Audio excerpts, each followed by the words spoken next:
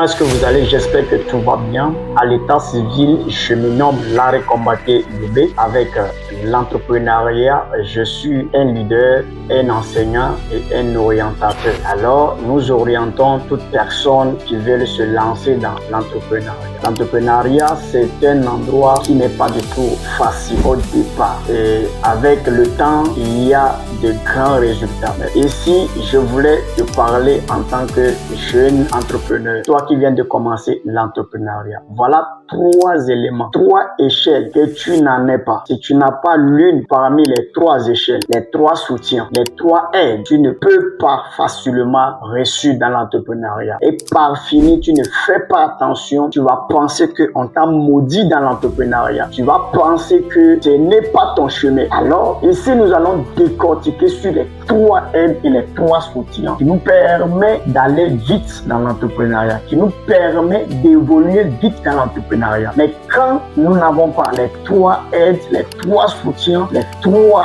couloirs, nous allons souffrir immensément. Et si nous ne faisons pas attention, après, nous allons penser qu'on nous a donné des malédictions et ça serait difficile pour qu'on puisse évoluer. Alors, je me base sur la Bible et dans la Bible, il y a un passage biblique qui me pousse à pouvoir donner ce thème-là, les 3 échelles pour avancer très vite dans l'entrepreneuriat. Dans le cas contraire, c'est la souffrance et c'est les difficultés. Je n'ai pas encore dit que c'est fini pour toi, que tu ne peux pas réussir, mais je suis en train de te dire que ce ne serait pas facile du tout pour toi de pouvoir réussir dans l'entrepreneuriat. Quand nous prenons dans Jean 5, à partir du verset 1 en allant, la Bible dit qu'il y avait la fête des Juifs. Et quand il y avait la fête des Juifs, la Bible déclare Jésus-Christ est allé là. Mais en partant, il y avait au niveau, à l'entrée des portes des brebis, il y avait une piscine. Et au niveau de la piscine, là, avait 5 portes. Et au niveau de cette piscine, on appelait ça piscine de Bethesda. C'est là où tous les malades étaient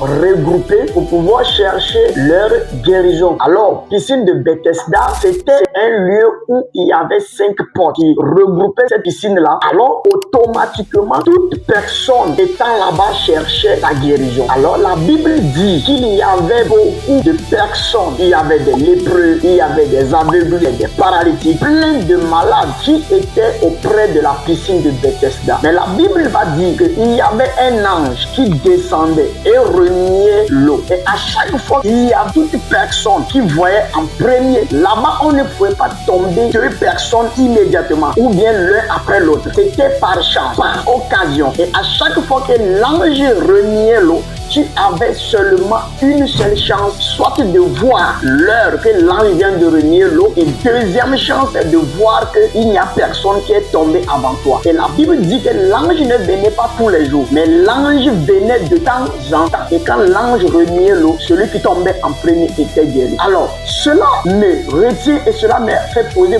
beaucoup de questions. Et c'est là que j'ai fait sortir que nous avons besoin de 3 échelles, 3 aides, 3 soutiens pour réussir dans tout ce que nous faisons, dans notre business, dans nos affaires, même dans le ministère. On a besoin de ça là pour aller de l'avant. Et si cela a été trouvé de façon mauvaise, c'est fini pour toi. Si cela a été trouvé de façon faible et nulle, c'est fini pour toi. Et qu'est-ce qui va se passer? La Bible dit qu'il y avait aussi les paralytiques. Mais il y avait un paralytique où on a parlé de lui qui était distingué. Il était distingué. Pourquoi? Et on dit qu'il y avait ce paralytique là qui a resté auprès de la piscine pendant 38 ans. Qu'est-ce qui s'est passé? Et puis lui, il a duré en fait de guérison là comme ça pendant 38 ans. Qu'est-ce qui se passe? Et puis toi, entrepreneur, tu vis dans l'entrepreneuriat jusqu'à les gens, tout le monde commence à se moquer de toi.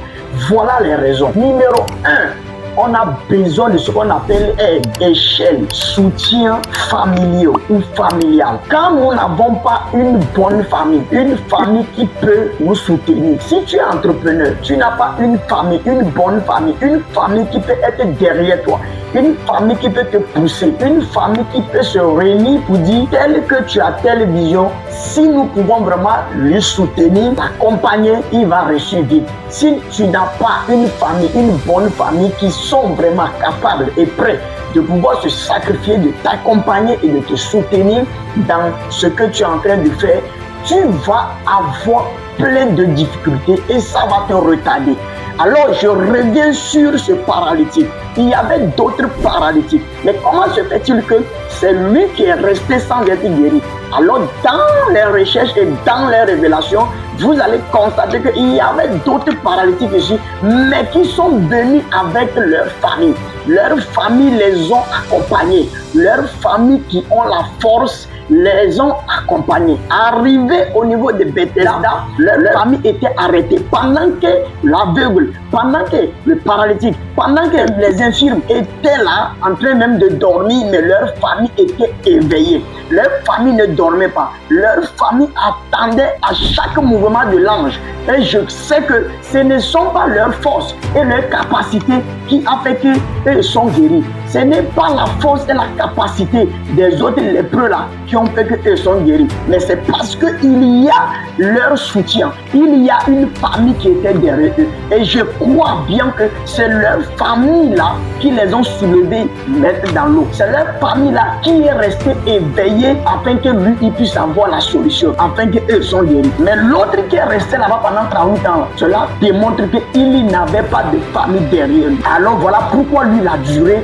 dans son histoire de guérison. Alors toi qui es entrepreneur et puis tu as commencé l'entrepreneuriat, aucune dans votre famille n'est prêt pour t'accompagner. Le moment où tu t'affaiblis, le moment où tu n'as plus de fonds de roulement, le moment où tout est arrêté, le moment où tout est sec, le moment où tu es endetté, le moment où tu as des problèmes, tu n'as personne dans ta famille qui peut venir t'épauler, qui peut venir t'accompagner un peu devant. Mon frère, je n'ai pas dit que tu ne vas pas réussir, mais tu serais tu vas souffrir beaucoup d'abord avant de pouvoir avoir quelque chose. Premier soutien, c'est le soutien ou l'échelle familiale. Quand il n'y a pas une bonne famille, il n'y a pas une famille limpide, une famille lucide, une famille voyante pour t'accompagner dans ton entrepreneuriat ou dans ton entreprise ou dans tout ce que tu fais, ou il n'y a pas une capable d'être derrière toi, éveillée pour t'enlever dans la honte, mon frère, tu es mort à moitié dans les affaires.